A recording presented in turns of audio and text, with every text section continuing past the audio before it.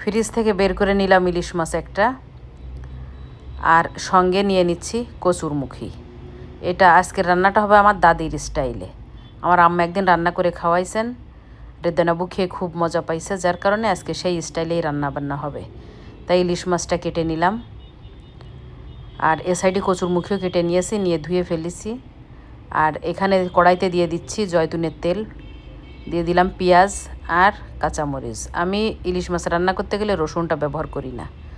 এর ভিতরে দিয়ে দিলাম লবণ, দিয়ে একটু নাড়াচাড়া করে তার ভিতরে দিয়ে দিলাম আবার হলুদ, দিয়ে আমি এইবার এই মশলাগুলো একসঙ্গে ভালো করে ভাজা ভাজা করে নিব। এই দেখেন ভাজা ভাজা হয়ে গেছে। এখন আমি এটার ভিতরে দিয়ে দিচ্ছি কচুরমুখী দিয়ে আমি আবার ভালো করে নাড়াচাড়া করে একেবারে সুন্দরভাবে কষিয়ে নিব। দেখেন কষানো হয়ে গেছে সুন্দর করে। তারপর এখন দিয়ে দিচ্ছি আমি পানি।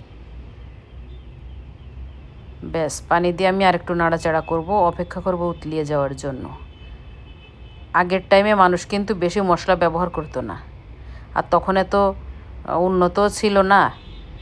যাই হোক, সেই স্টাইলে একেবার সাদা মাঠা করেই রান্নাটা হচ্ছে।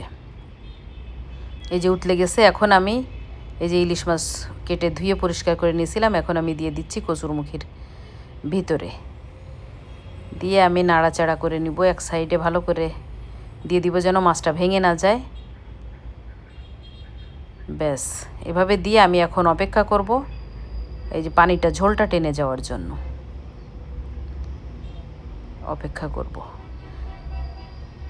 ব্যাস, তাহলে অপেক্ষা করি। ব্যাস, এই দেখেন ইলিশ মাছটা রান্না রেডি, একেবারে সাদামাটা। খেতে কিন্তু সেই মজা হয়েছে। ভালো থাকবেন সবাই।